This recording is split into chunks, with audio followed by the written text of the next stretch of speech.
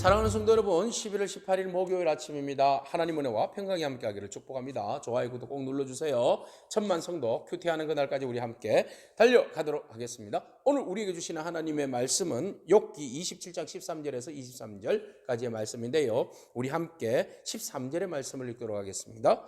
악인이 하나님께 얻은 분깃, 부학자가 전능자에게서 받을 산업은 이것이라. 아멘.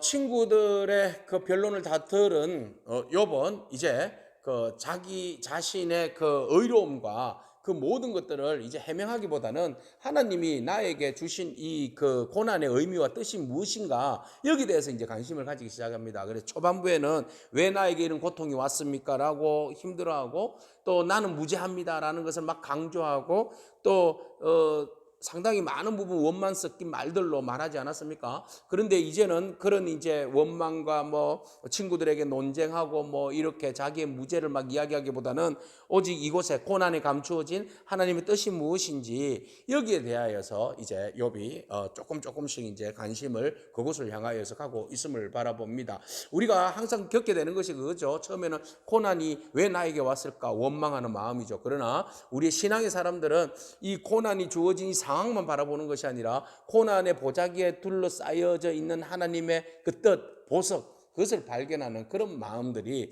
오늘 우리 가운데 그 깊은 영성으로, 깊은 신앙으로 자리 잡기를 축복합니다. 자, 오늘 본문 말씀에서 그 악인에 대한 이야기를 욥은 하게 됩니다. 친구들이 욥에 대하여서 악인이라고 이야기하는데 욥도 말합니다. 그래, 악인에 대해서 내가 한번 정의를 한번 내려보겠다라는 것이지요. 자, 욥이 내리는 그 악인의 정의, 악인은 결국은 어떻게 멸망하게 될 것인가에 대해서 한 세 가지를 이야기하는데요. 첫 번째, 악인이 받을 분깃에 대해서 이야기하고 있습니다.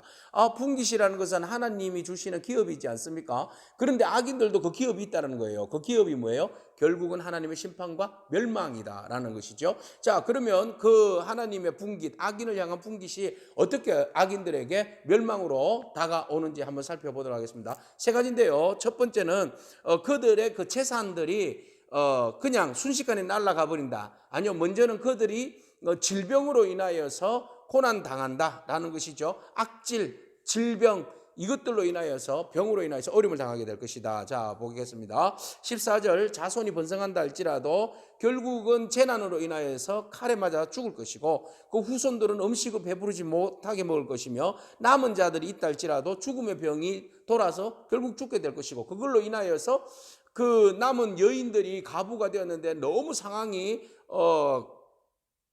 황당하니까 울음조차도 잃어버렸다, 이렇게 됩니다. 그래서 재산도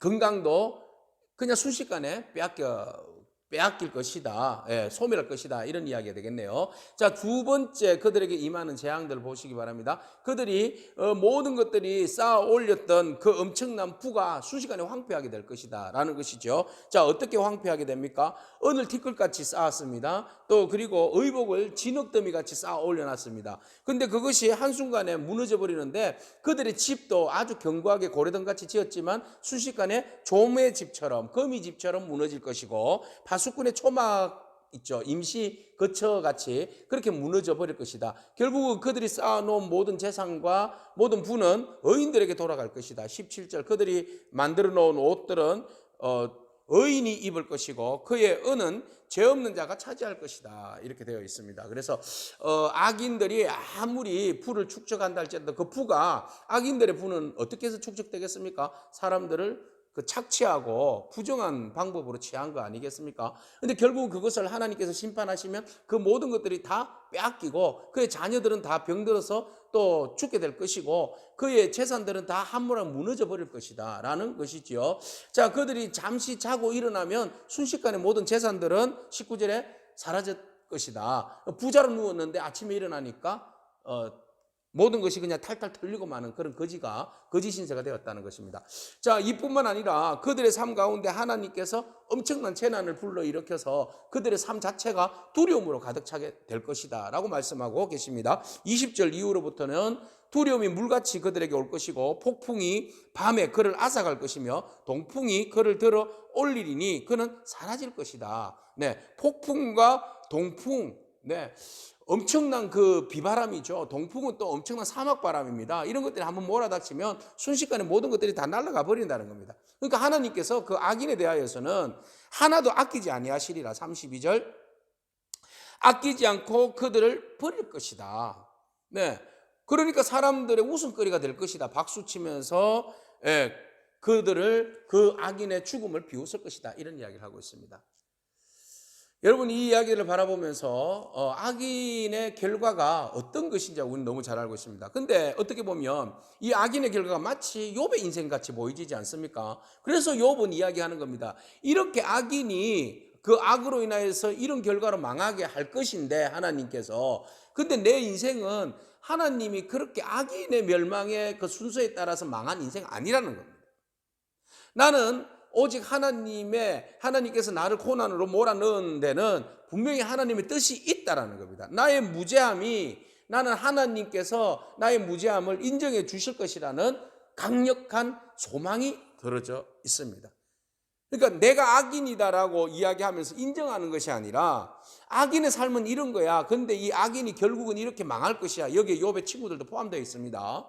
그런데 의인은 하나님께 소망을 두고 나의 무죄함을 인정해 줄 것이라는 그 소망을 두고 나아가면 하나님 반드시 그 악인이 차지한 의복과 재산을 의인에게 돌려줄 것이다. 욥에게 다시 돌려줄 것이다. 이런 이제 희망을 가지게 되는 겁니다. 사랑하는 성도 여러분, 애매하게 고난 중에 있습니까?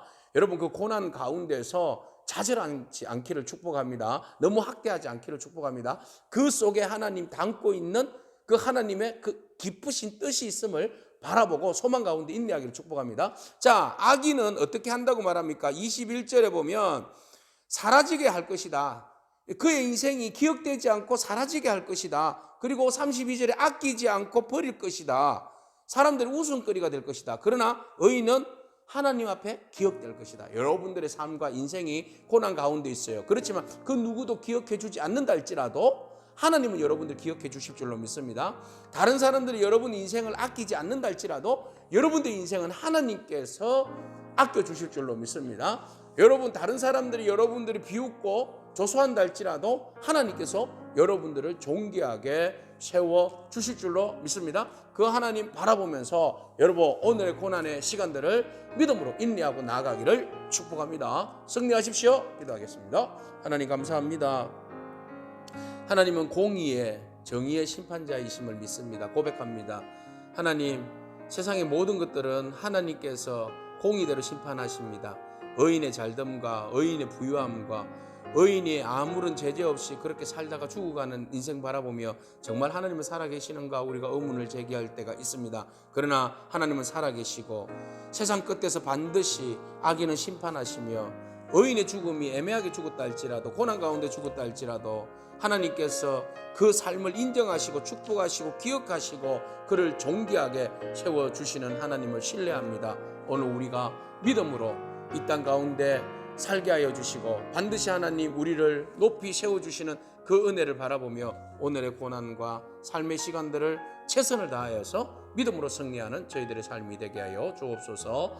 예수님에게 하신 이름으로 기도합니다. 아멘. 오늘도 믿음으로 승리하길 축복합니다. 아멘.